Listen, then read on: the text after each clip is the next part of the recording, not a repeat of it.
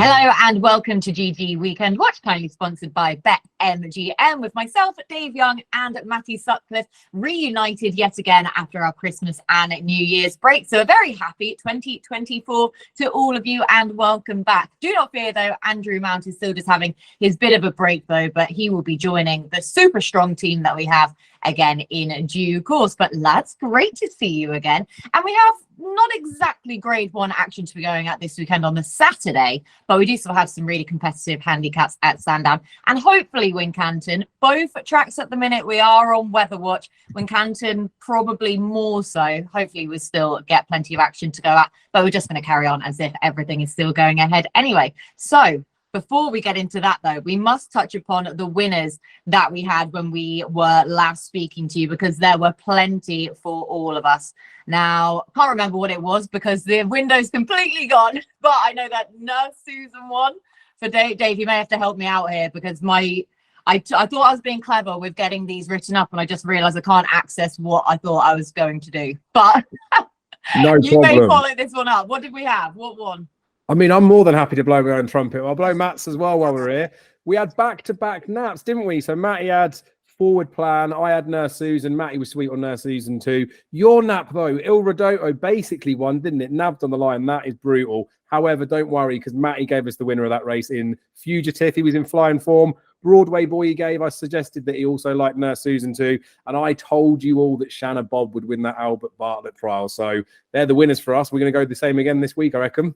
Nicely done and well picked up the mantle there as well, Dave. Thank you so much. Kate and technology, it just does not mix. Right, let's try and find some more winners this weekend because we begin at Sandown with the 150, a 0 to 150 handicap chase of 5 rods and over 2 mile 4. Hudson de Grugy heads away as the 11 to 4 favourite, but really competitive here, Matty. So who wins this one?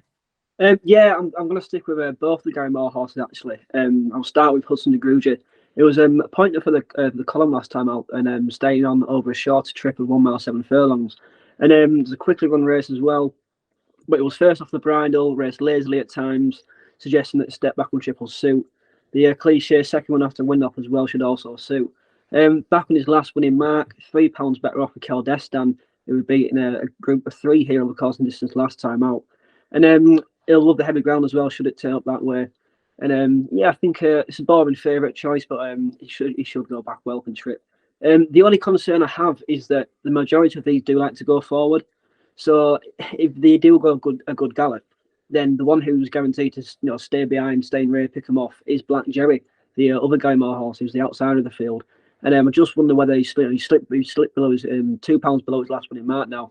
Drops in class after a decent fifth at Ascot, and just if they go too hard up front, he might pick them off. So I'm going to get more pair. Like it. So the Gary Moore pair, I mean, they are bookending the market at the present time. So interesting way to play this open for Matty. Dave. Yeah, Matty's got this nailed, to be honest with you. Hudson de Grugy is an absolute good thing in the opener. So viewers haven't had to wait long for us to get excited on a Saturday. Comeback run was at 2 miles, as Matty touched on. That's not his trip. Hasn't been seen at that trip for 2 miles. I think it was the Lingfield Winter Millions when he was behind Metier the last time he ran there, but I'm just chucking that in for good measure. Really good form on heavy ground as well. I think he's 2 from 4 with a second thrown in for good measure. And we talked about the fact that they ran him at the wrong trip the last day. Matty's touched on the fact that it'll be the classic second run after a wind up. They kept the visor off the last day as well. So they were telling everybody, don't bet him first time up, wait for the next time. And this is that next time. If you go back to his Sandown run here as well, he got beaten by Kel Destan over course and distance. He was giving him a little bit of weight, or on the terms that it was there, he's now £3 better off essentially. I don't think he was giving him weight. I know he was giving him weight. Anywho, he's on better terms with Kel Destan now. That horse has won a couple of times. We've talked about the fact that that visor was on. That was the time he was wearing it. It was his second run in the visor as well. His record round here is decent, 4 from 8. 2 from 3 when carrying less than 11 stone as well. He's running off a 10 stone 10 in here. So I can't imagine there's anything that could actually beat him. I think he's a very good thing in the opener. The only thing I would suggest is Heltenham was very well supported at Aintree the last day, but never fired. The ground seemed to be a problem. It's probably going to be the same again for him, but I have to mention him because I suspect he'll be well supported again. Ignore the money. Go with Hudson de Grugy.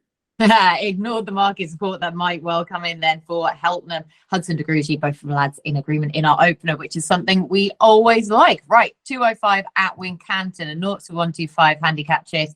5-year-olds and over just shy of 2 miles. 100 to 30, your market leader for Paul O'Brien and Harry Darrow. That is 4 of a kind. So, Dave, who wins this one? Well, I was half hoping that the second in the betting would be favourite by the time we recorded, so you could have told me how it's pronounced. But I'm going to go for feature match.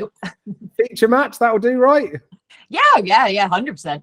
That'll do. It's probably slightly different from that, but I'll go for feature match. Apologies if I got that wrong. Lightly raced, making a hurdle debut here, won really nicely the last day, albeit against absolute dross. I don't think he comes up against much better here. Handled the ground, and while the handicapper could only really rate him off of what he beat in second, I think he's been underestimated. He's a bit of an each-way thief price as well. You can get top price 9 to 2 at the time of recording. That is potentially with 4 places up for grabs. He's a general 4 to 1 poke. So feature match, or number 9, if we were saying the name wrong, I think is an absolute good thing to be in the frame. I reckon should win. You can tell why I only read out the favourite's name, because I did see the second one in and thought, nope, I'll leave that to Dave. So Dave going with the second one in there. Feature match, horse number 9 for Nigel Hawken Lorcan at Merta. Matty. Well, it's obviously pending an 8 a.m. inspection with heavy ground already in place, but it's raceable at the moment, so we are going to, fingers crossed it does go ahead. Now, basically all this field want better ground. You've got a Western Soldier who pulled up on the soft last time out, that being the reason. Mini Yates probably wants further and better ground, being by Yates out of the Scirocco mare.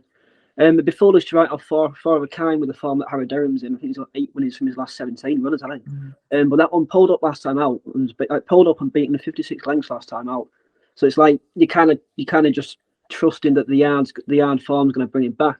However, he is quite well handicapped on that form last season. He was behind Under Control, who's now rated 137. He was 9th in the 20 grand handicap at Ascot around the likes of Arclight. And I punted Del Este for his Skeletons, who won well. But look, he's off a mark of 1 or 2, but there's not much sign of a resurgence, so I'm happy to take him on. Angel's Dream was beaten 41 lengths over course and distance in his grade in November. That was under a claim as 0 from 5, and he wasn't beaten far at Plumpton, but he's another one who wants better ground as well. Clinton Lane, another one dropping in trip, but again, he was beaten 17 lengths last time out. But it was eye-catcher behind a Paul Nichols horse, I forgot the name. Benny's Naha Road, I think it was. He was subsequently second to Wilmount. So he'd be of interest off 92, but look, he was also beaten 24 lengths on soft ground in October. One last glance, best forms Auckland on sharp traps. So the one that I've landed on is Starevitch for Jamie Snowden. Former pointer for Colin Bowe behind the Smart Doddy the Great on bumper debut in March. Jimmy's had issues on the wind up last August, off the track 638 days. So it all depends on how well within himself he is. Drops him trip markedly in trip after being over fences, 3 miles in the fences last time. I didn't quite work out. And look, it's a weak race for the grade. And I think if he's back to that kind of ability that he showed when he was his first few starts, then he could well be quite well chucked in here.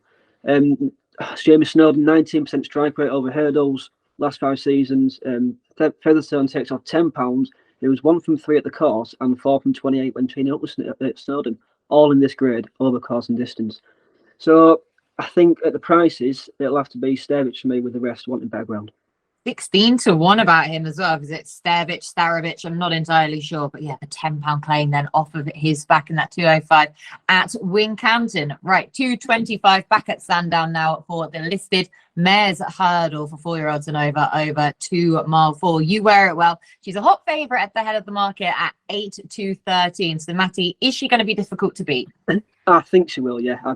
I like taking favourites on, but I think she will be tough to beat. Obviously, we've got our old friend Nurse Susan in here from the other week. I love the nightlife was behind Nurse Susan and stayed on quite well. But again, I couldn't really have them on this ground. Favourites / joint favourites have won 5 of the last 10 renewals. Highest rated SP is 9 to 2. So you are looking for something that heads the market. And again, the favourite, she's rated 140, so £11 higher than the second, which is Nurse Susan, but gives her £4. So in theory, look, this is a penalty kick for her. She's a course and distance winner, proven on soft, 4 from 4 Mares Company. So she shouldn't, in theory, get beat. I've got a wild swing into complete outsider, Sant Bibiana. Now, this is like a penny each way kind of thing. But you could probably get 40s for 3 places on 365 if you're lucky enough to have an account. Yeah, but she's clearly better than what she's shown so far. She won a bumper in game fashion on heavy ground at Toxicity a couple of years ago. The runner-up finished fourth to the Mares Hurdle favourite Dysart Enios in a Group 2 Mares bumper at Aintree. And she could be one for handicapped further down the line, but she was 10-3 for that New Toxic novice last time out in November. Shaped with some promise, giving a quiet ride in the rear. And you just wonder whether she kind of will come on for that and return to prominent tactics. We'll see her in a small field. And we'll see her go well. A lot of these won't quite like the ground either if it comes up soft or heavy. And she's one on heavy ground, so she could spring a very minor surprise at big odds.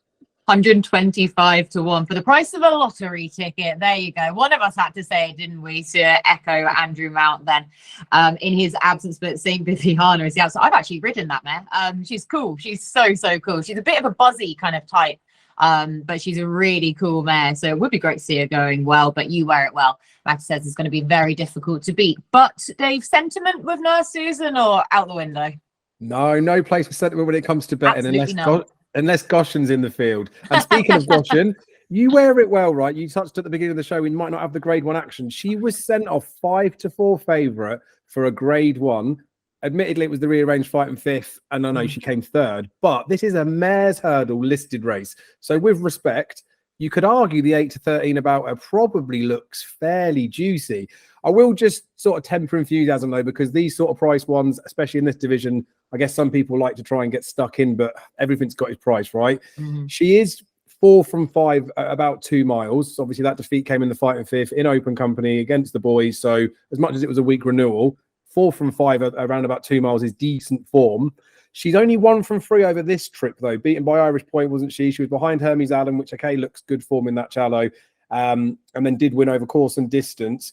We do have to remember this is the mares division, so she should be able to batter all of these. She's given weight to the field, and as much as I do love Nurse Susan and the fact that she did us a favour the last day, she didn't show enough there to suggest that she, even getting £4 here, would be able to beat a You Wear It Well. So I do think she will win. Wouldn't be rushing to bet in the race, although it's going to be one of those that in hindsight and afterwards, when You Wear It Well absolutely demolishes them, people will be saying, why didn't I have a load on? But just remember, gamble responsibly. You can't have to get stuck into everything. I think she will win, but there is probably enough of a question mark around her to say, don't do it, don't bet her. Yeah, just to maybe enjoy this one then. And we do always preach responsible gambling, so there is a perfect example of that. Right, back to Wincanton for a 0-130 handicap chase for 5-year-olds and over 2 mile 4. 5-2, your market leader for Venetia Williams. This is George's Saint. Ned Fox taking the ride there and taking £5 off of his back in his hat-trick bid. So Dave, this one, please. Yeah, it's an okay-ish race, to be fair. We had a weekend watch a few weeks back when Hugo did win. I went for the double-figured double-decker. He didn't run any sort of race. And Hugo's back here now at Wincanton. Reasonable course form. I think he's got 1 win, 1 second. But we have got the inspection that's looming. We have got some bad ground. And that would be enough for me to say Hugo's taken up way too much of this market, right? Like I say, I know he's got that good course and distance form. Did obviously win here on his penultimate start, but on heavy ground, I could not have him. And I think that means we're getting a pretty juicy price, albeit on a favourite, for George's Saint. Venetia Williams and Ned Fox, right? They've doubly declared this horse, so worth mentioning that. They've got it entered up at Sandown, or him entered up at Sandown, and entered here. That hints that they're desperate to get a run this weekend in really bad ground. So this would be the first preference I'd suggest. A much easier assignment, and he's shorter in the 2 markets. I think most of the field are pretty much out of form as well. Like Hugo is running well, but a double decker that I mentioned before is in no sort of form. There's a few others that are similar. He's in really good form, this George is saying. He's going to love the underfoot condition, which I don't think many of the rivals will. He also bumped into a good, pretty good prospect, the King of Rye Hope, in his first run at Chepstow. So you might go back and look at that and see he got beaten in better company. But that's true. He was beaten in better company. This isn't better company. George's Saint looks a fairly good favourite for me in this race. Hugo would be the danger, but the fact that they're doing an inspection on the ground so bad, I couldn't have him with anyone's money. George's Saint. George's Saint. And I've just looked up there on Racing Admin just to confirm first preference to run is for Wincanton as well. And like I say, it's the shorter price of the two then in comparison to Sandown. So George's Saint, this is his first preference. 5-2 for Dave. Matty. Yeah, the only thing I'd say about George's Saint is that he's 0 from 5 going right-handed, which is kind of the slight thing that did put me off. And he was also beaten 9 lengths by my pick, Honneur at Exeter in January 2022. And well, I've got him in the column. It was declared at the death this morning. I think it was 2 minutes to go, and they declared him, and which is a weird thing that I like actually. And but yeah, you've got to back him on quite a lot of trust actually. I know he's been outsourced for the last 4 runs, and but look, he was held up last time out. That didn't suit. He lacked fluency, weakened away. Pulled up twice after a break, taking his record freshness to 0 from 6. Fell at Sandown, so you can draw a line. Well, you can, if you're backing him, you'll draw a line through the last 4 runs anyway. And but he's clearly got a lot of ability. He was good 4th in the Group 2 Premier Novices in March 2022. They tried him in the Henry VIII Novices last season behind John Bon. I think he was beaten 30 odd lengths, but still. And he's £4 below his last winning mark. He's 2 from 2 in January. Course winner over hurdles, and he beat the last season Martin Pipe there, the JP one there. Thanks for the help, I think it was. So he beat that one there. He's a winner on heavy ground. So I'm just hoping that the return to prominent tactics. I'm a bit frustrated that he's kept the cheek pieces on, because I think he hated them last time out. But I'm going to put that down to he just didn't suit to be held up. Yes, George is saying, look, I think he's the right favourite. Didn't really beat a brilliant horse last time out, but he's going the right way. Jack and Mark, Hugo, as Dave said, they both want better ground. Go said he's not from 3 at the course, wants better suit to sharper tracks as well. So there's negatives about the rest of them, and I'll hope that Honneur de Jonc bounces back to form. Oh, hopefully so. Anyway, yeah, 16-1 then about him, the outsider of the field yet again there for Matty. Right, now we head back to Sandown for everyone's favourite race of the entire season. You can keep your grade 1s, everything else. It's the series final for the veterans, the handicap chase for officially the 10-year-olds and over. But we know to qualify for the series final here, you have to have been a 10-year-old to have run in a veterans chase. So your minimum age horses will be 11 then for this series final. It's over 3 miles, comes up at 3 o'clock at Sandown. Good Boy Bobby. We've got a whole load of hat trick seekers this weekend on Saturday. Good Boy Bobby is another one of those. 13-2 though, the market leader. So Matty, love all of these horses, loads of characters. Who wins the final? This is honestly by far the best race you'll see in a long time. It's an absolute crack, isn't it? All the old boys coming together back on one field. It's amazing, honestly. Yeah, and so there's 8 renewals of this race. They've seen SPs of 20-1, 12-1, 7-1, 10-1, 18-1, 50-1. So you maybe don't want to kind of focus too much on the head of the market. And the 3 that do top the market as well, all last time out winners. Now, none of the winners of the previous of this last 8 years were previous winners over fences. Last time out, the only winner was Jepek in 2018 and won over hurdles. So that's not necessarily a good thing for the top 3 in the market. So I've looked elsewhere. And Sam Brown, it's just, if he gets into rhythm in the first time visor, they won't see which way he goes. But it's a big if. Like I won't say he's gone out the game, but they're just trying to find in how to get him back at the same time. And I think that it all depends on how he gets going. He got £9 weight swing with a Separds for a £15 gap last time out. Was never going to win over 2 mile 4, but the way he stayed on was eye catching after initially hitting the flat spot, which suggests he's still got the fire burning. Well handicapped off 147, would have definitely gone in off 150 carrying top weight, punches down before being blocked down in April. Goes on heavy ground, 3 wins, a third and non-completion on that ground. And like, you only got to go back 7 runs to find that it was 4 lengths behind Brave Man Game in the Charlie Hall after bolting up at Aintree. So that was in a group where handicap was rated around 159 at the start of that season. Rated 147 now. We'll appreciate the move away from top weight as well. And then Anthony Honeyball as well, 1 from 4 with his chasers here the last 5 seasons, and that only win came with Jepek here in 2018. So I do hope Sam Brown goes well. I think it will all depend on how that visor sharpens him up though. Yeah. So would you still be backing him now 10-1, or would you kind of wait to see him running? Or I think he'll hold. Yeah, I think he'll hold that price. Maybe go for the first two fences, see how he's getting on. Yeah. If he's slowly lugging away and dropping out, then I'd just call it a day. And and that's it. Enjoy the race. Yeah, then they enjoy the rest of it. That first time visor at the age of 12 now is going to be fascinating for a horse with more letters than the postman next to his name of late. But we all love Sam Brown though anyway, and Matty makes a really good case for him. Dave, which one of these old timers took your eye? It's so hard, isn't it? You can see from previous selections that I can hold a bit of an affiliation with certain horses. This one always reminds me of a couple of things. It either reminds me of like a teddy bear's picnic where you've got all your old cuddlies back out, and then unfortunately you remember why you put some of them back in the cupboards when they disappoint. You've also you had a reminded good me time last bit... Wednesday, didn't you? That's it, yeah. But it also reminds me a bit of Masters football. Do you remember when they used to do that? They used to have the legends come back to play, and you'd be very disappointed in seeing that, say, Matt Letizier's not retained the ability that he did back in the good old days. It's a bit harsh to state that with some of these horses, but like it's going to be really, really testing ground there. I don't think all of the horses would ideally want to run at a track like Sandown either. So as much as it is a veterans final and there are limited opportunities for these older horses to run in, I don't think it's ideal for a lot of the runners in here, right? So that I say it a lot, like it tempers enthusiasm with wanting to get a good bet on anything in this race.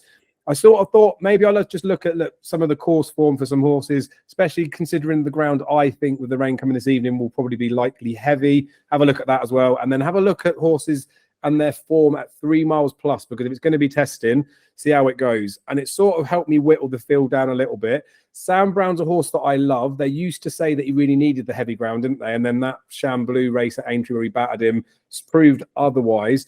I'm a tiny bit worried about him if it comes into a real test, though. Like, I know he likes heavy ground. He's 1 from 11, 3 miles plus. That was when he battered Sham Blue on good to soft.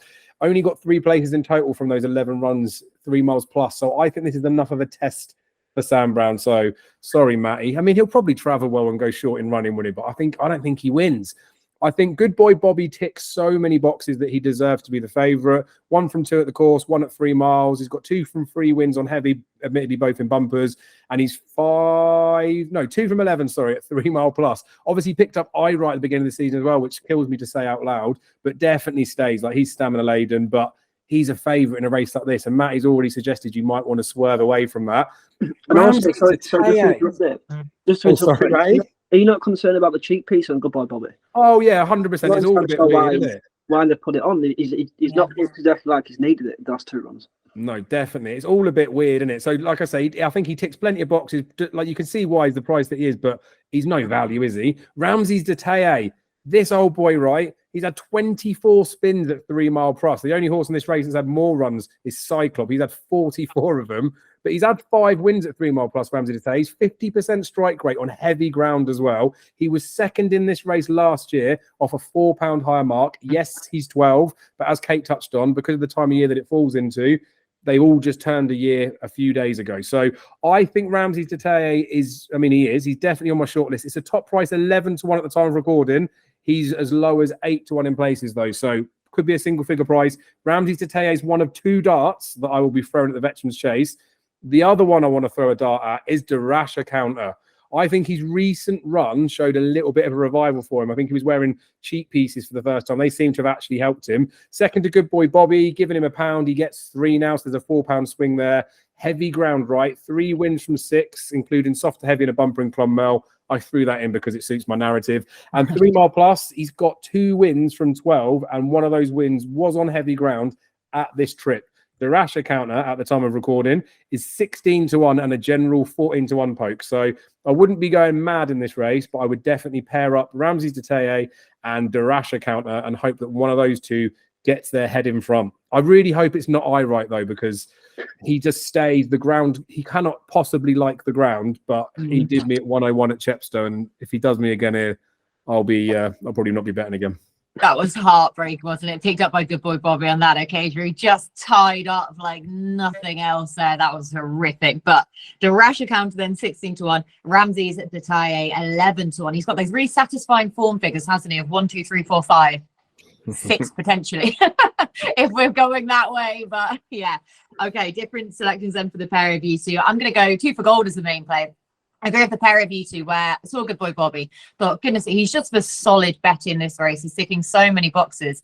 But I went into the trends as well as you, Matty, and saw a record of horses who effectively disappointed last time out, winning last time out, and even Japek, that was a novice's hurdle, I believe, anyway, that he won.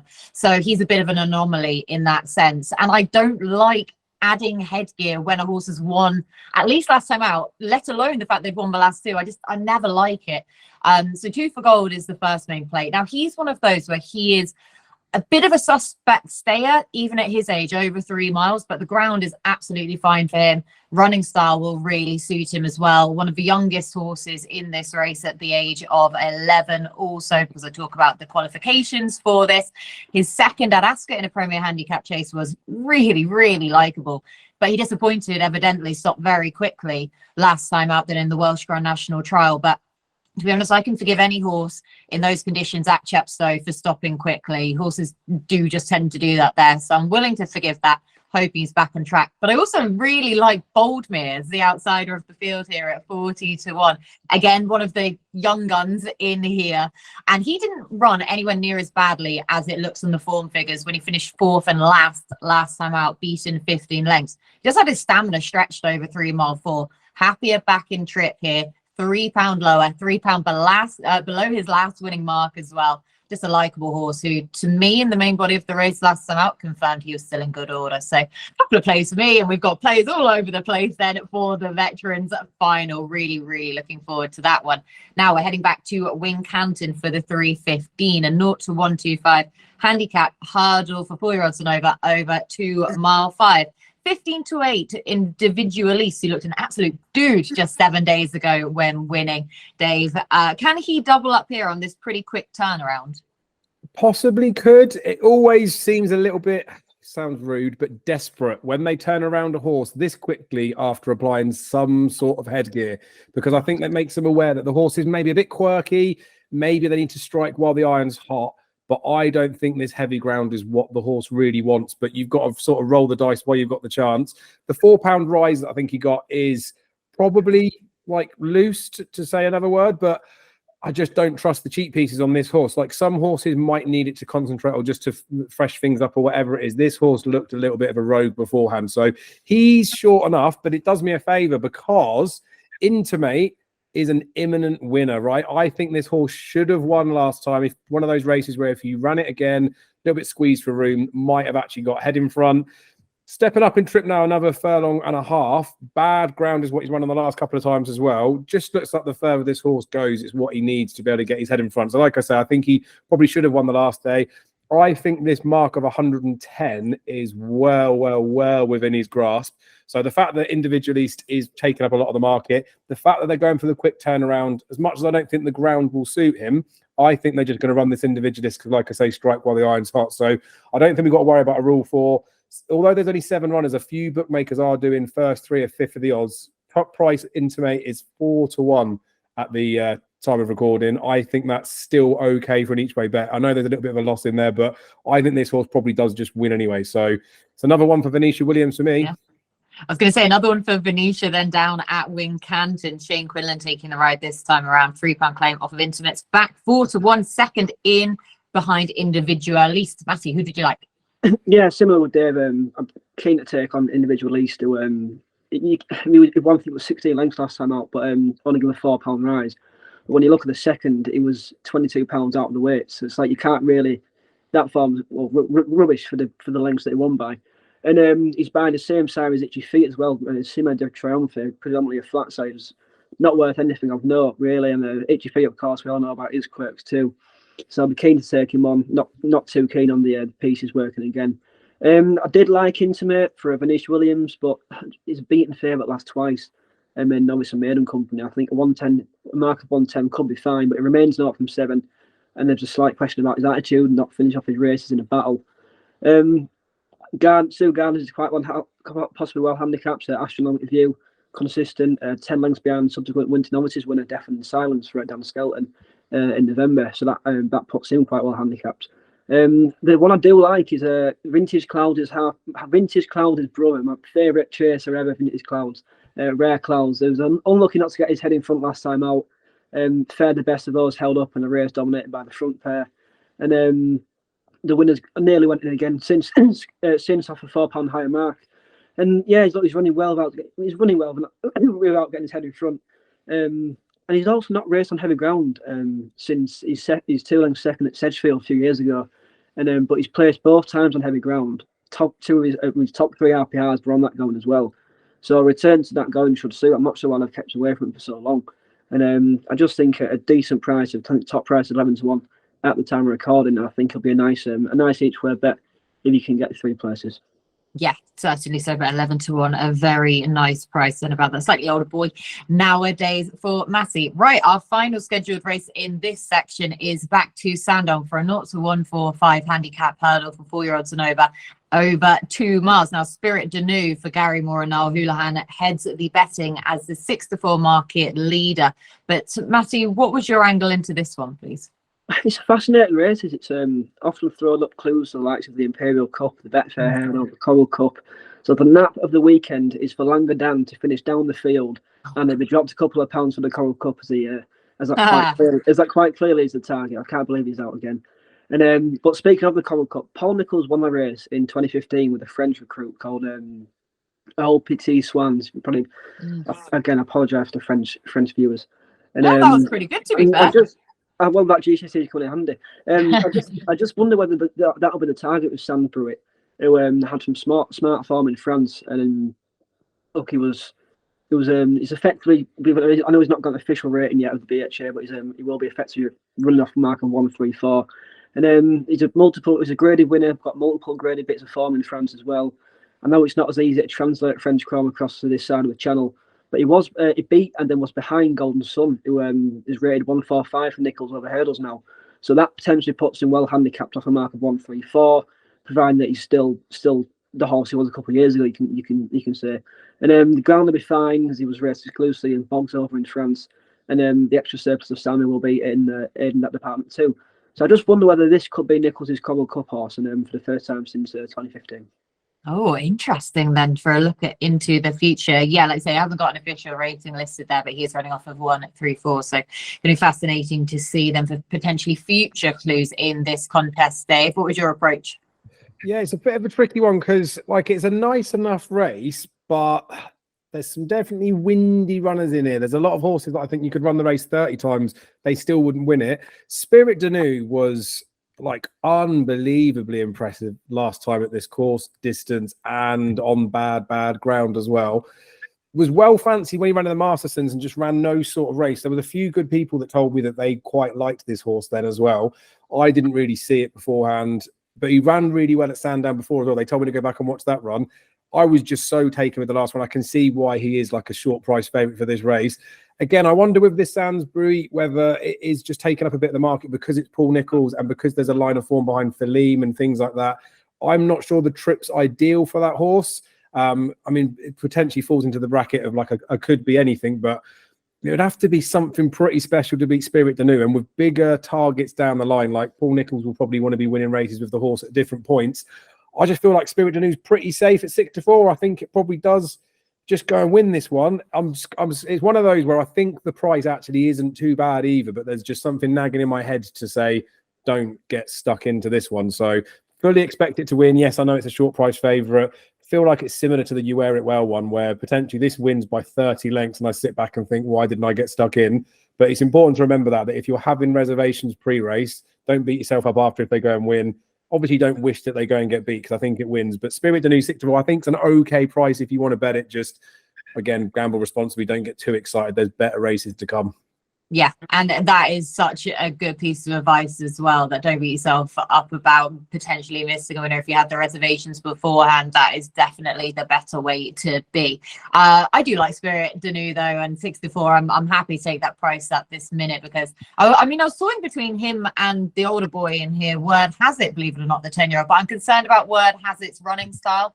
I'm concerned enough about Spirit Danu's, but he's likely to be ridden more prominently than Word Has It. We know that Donald McCain horses tend to be ridden forward, so if they are a hold-up performer, that's for a reason, and they're unlikely to be mixing that up. So Spirit Danu then for me, and I know that Connection think that he's a proper smart one anyway. 5 from 6 in his career, 3 from 3 in handicaps. Getting back to those winning ways you've just mentioned there, last time out over this course and distance, comfortable winner. And that was a strong race as well, I think. It was 4 seconds quicker than the Fighting Fifth. The second horse behind Spirit Danu was another unexposed 4-year-old who took a step forwards. And then Spirit Danu, he skipped the Betfair Exchange Trophy at Ascot and instead has come here, £10 higher mark. but I'm hoping that was deliberate and connections feel that this mark is still feasible for him to overcome. Right, that is everything from our scheduled section. So Dave, I'll go back to you. Do you want to go anything from anywhere else first? The only thing that has to be said is the Lawler and Nace's run this Sunday, funnily enough, in Nace, sponsored by Lawler's, known as the Slaney Novices Hurdle. If you want to Google and see the rich list of honours that are on there, it's a proper good race, this. And this year's renewal, especially considering the novice hurdle division looks a little bit ropey. I mean, that's probably a bit harsh to say. This looks like it could be one of the races of the season. We're thinking Firefox will go there. Croke Park's been name-checked for it. I think Chapeau de Soleil might run here, even though he goes and wins the Albert Barla after that. There's even more bigger names that are going to run too. So that's juicy. There's also potentially the chance to see some good horses running on the rest of the card as well. I think Mr. Policeman's got an entry. There's a nice enough mares chase as well. So good racing on Sunday in Ireland. It's starting to warm up over there. But the Lawlers and Ace, if you watch one race this weekend, make sure it's that. And keep an eye on the winning line, because I'm going to be there and I'll jump up and down and you see if you can see my little bald head. If nothing else this weekend, make sure you watch out for that. Eyes on the finish line. If it's a close finish at that point between Firefox and Il Atlantique, don't be paying attention to that. Look where Dave is. But yeah, that comes up at 2 o'clock on Sunday at Nace for Grade 1 Lawlers of Nace. Matty, what are you looking forward to this weekend? Yeah, same as Dave. I've not looked into too much elsewhere, but it'll be a good race. We were saying beforehand we've got Firefox and the Bally for the Albert Bartlett. Croke Park could sneak in there as well. And Il Atlantique as well. Will this be his trip, or will he drop down a ship or go up in ship? Who knows? It'll be. I think it's a nice race to kind of sort the novices out between the Mullins and the Alec camp as well. So it'll be a nice one for the future. Yeah, 100%. And Firefox, of course, does have that 1-0 advantage then over Il Atlantique from the bumper sphere. Sorry if you can hear my cat crying in the background, by the way. I've been trying to keep her quiet all this show and it's been a nightmare. Matty, so Cheltenham chat, Cheltenham focus then, looking forwards to that. Do you have any sort of plays that you wanted to flag up for us at this stage, now that we've had a lot of festive action? Then any more to add to your anti-post portfolio? There's your buzz term. Yeah, well, at the moment, the only one that I've got so far on the column is La Press for the Gold Cup, and obviously he's now going to be out in that race at Lingfield. I think. What's it called? Yeah, the Lingfield one. Yeah, yeah. So Fleur de Lis, is that it? Fleur de Lis, I think it is. I made that up. Yeah, Fleur de Lis. It's called. Something like that. Yeah, so I think it'd be good to see him back out in a few weeks' time. But yeah, I do like the look of the Sands for the Gold Cup. I just think it could just be one of them races where he might not go and win it now. He might not win today on Saturday, sorry. But it's a very. Nichols hasn't got that many horses of his type from France in recent times, and obviously we picked up on the one from 2015. That he won that first time up as well. So I just wonder whether he's going to have a run here, and just go straight to the Gold Cup. I think he will have to win to have a decent mark in it as well. And yeah, he just got some very good back class in France. And if anyone can bring back a herd like that, it's Paul Nichols. And yes, I've got that. That one is the one on my list for Cheltenham. Okay, right. Go. So a good Cheltenham play, and then looking forward to Port Massey. Dave, Cheltenham chat. Here we go. Right, well, William Hill have gone non-runner no bet, in there, or non-runner money back. So it's well worth having a look at a few markets for that one. What Matty said there sounds brilliant. I don't know if this horse has been quoted or not, but get it quoted if you haven't, if you want to get stuck in. They're doing a fifth of the odds for 5 places as well with their anti-post non-runner money back. So if it doesn't go, you get your money back. Obviously, if it goes and does bits this weekend, the price will significantly shorten. So think about that. There has been some news today about Indiana Dreams in the pocket being out for the season. Gaelic Warrior is going to take some stopping in the Turners, but I really have got a soft spot for Hermes Allen. I thought after his Feltham run, they probably were going to save him for Aintree, but the Turners race is going to cut up so much. I think Hermes Allen, they're going to be almost forced to run him there in a field that's going to cut up. So after I've recorded this, I'm off to Billy Hills to have a few quid each way on Hermes Allen, non-runner money back.